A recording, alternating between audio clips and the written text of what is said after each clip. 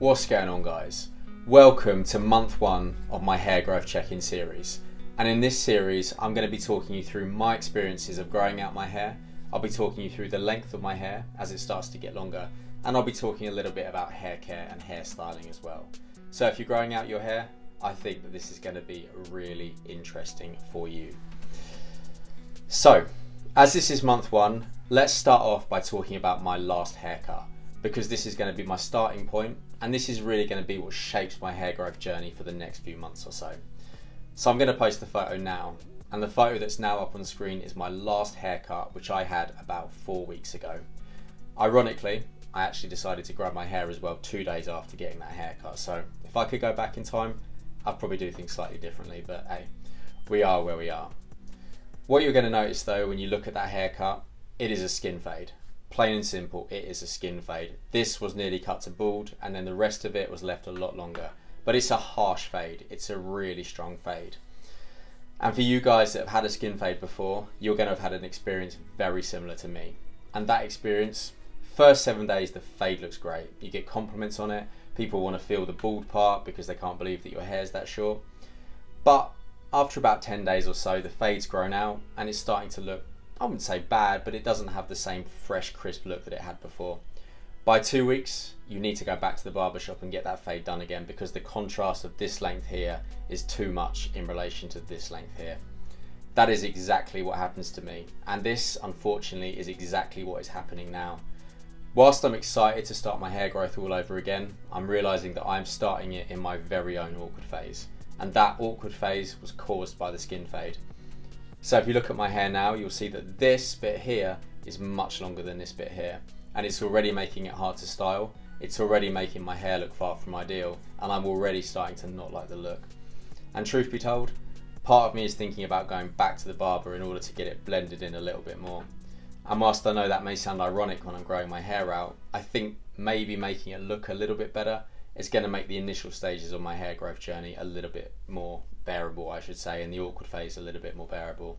So I haven't decided whether I'm going to do that, but when I come to do month 2 of this, that may be something that I'll talk you through. In terms of length on the top, it's about 5.5 inches just below my eye level if I put it down, so decent bit of length. I know from my previous hair growth journey that my hair actually grows about 1 inch a month, so pretty standard really. So it's going to grow quickly, but at the moment it still looks much shorter than I'm anticipating it. So I reckon next month it will look a little bit longer on the top and certainly longer on the sides as well. Let's move away from that though, and let's talk about hair care, because I think hair care is going to be really interesting for people, especially people in the early stages of hair growth as well that are trying to work out what the best thing to do is. So my golden rule, and this is something that I wish I'd done differently last time, and this is also something that I'm definitely doing differently this time. No heat is touching my hair, and when I say no heat, I mean I let my hair dry naturally and I don't use anything that involves heat. So I have not touched a blow dryer for the last 4 weeks, and I think it's a sensible thing to do. I think in terms of really maintaining good healthy hair, avoiding heat as much as possible really should be a non-negotiable. So when it comes to styling, I don't use anything else apart from these 2 products, and I alternate these products, meaning that some days I'll use one and the other day I'll use another one. So the basic one that I use is this L'Oreal Elvive curl cream. So very basic product. Again, I don't really use it too much to actually style my hair, I more use it to add some texture. So when I've washed my hair, I'll just massage it in and I'll let it sit in there as it's a leave-in cream. And whilst I don't think it does anything to style it, it just adds and just builds on a little bit of the curl that my hair's already got. And I think it's a decent look. Again, I'm going to play around with other things and see if I can find something better, but I'm happy with what it does, and it was probably the thing that I used the most. The other product that I sometimes use as well is this Bumble and Bumble mousse, recommended by Robin James in one of his recent videos when he was talking about his best products of the last year. I have to say, I don't particularly rate it. I don't really feel like it does a lot, but I suspect that's probably because I'm not using a blow dryer. Like I said, similar to with the curl cream, I just massage it in and then kind of let my hair do its own thing with my fingers. So styling is minimal, and those 2 products are all I do, they're all I touch. No clays, no pomades, no waxes, nothing like that. I want my hair really to sit into its natural texture. And I think one of the things that I'm liking about men's hair trends at the moment is the fact that other guys are doing the same thing.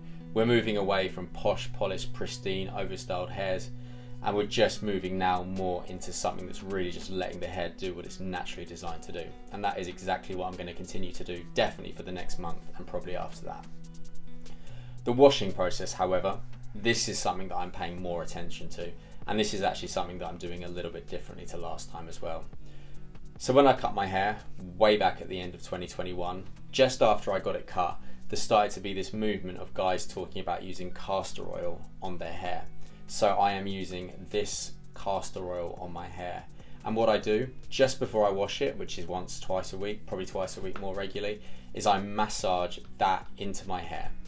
And I let that sit in my hair for about an hour or so before I wash it out. And in addition to the castor oil as well, I also apply this, which is rosemary oil. And for any of you people that use TikTok, I'm sure you've seen that flash up on your For You page. Rosemary oil is incredibly popular in the hair growth world at the moment, incredibly popular in the hair community in general. And I use the castor oil and the rosemary oil together, and then let them sink in for my hair for about 60 minutes or so before I then wash it out. And again, this isn't going to do anything in terms of making my hair growth quicker, I don't believe, in terms of some people, though some people do say that. I just think it gives my hair a bit more quality and a bit more texture. When it comes to washing it out and it comes to shampoo and conditioner, I'm sure that most of you can probably guess what shampoo and conditioner I use. I use the Waterman's Grow Me shampoo. I've used that for many a year when I've been growing my hair out and I had long hair, and I've always rated it. And I also use the Waterman's Grow Me conditioner. Again, use that for many a period, and I've always rated it as well. I wash my hair about twice a week, like I say, and when I come to wash out the conditioner, I always let it sink in my hair for about 20 minutes or so, as it says on the back of the packaging. And so far, like I say, really good results, but it's way too early to say. I've rated the shampoo and conditioner for a while, so I'm confident I'll rate it this time around. But again, I'm curious to see what it will do, and I'm very curious to see what the two oils will do as well.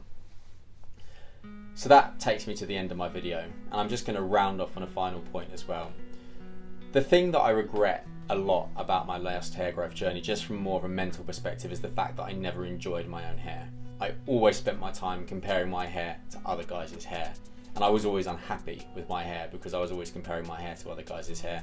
And there's always someone on Instagram that's got better style than you, a better body than you, is better looking than you, or has a better haircut or a better hairstyle than you, or even in the context of this video, longer hair than you. I am plain and simple not going to do that this time around. It will massively ruin my enjoyment. So if you're in the early stages of growing your hair, I would encourage you to do exactly the same thing. Do not spend your time on social media looking at other guys for hair inspiration, because you'll probably internalize some of that, and it probably won't inspire you after a while, because you'll begin to wish that your hair was growing quicker.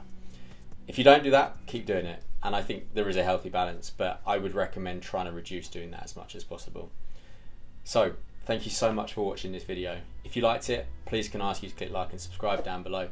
And if you really liked it, I am also offering one-on-one coaching at the website, also down below. But as always, guys, take care, and I will see you all in the next one.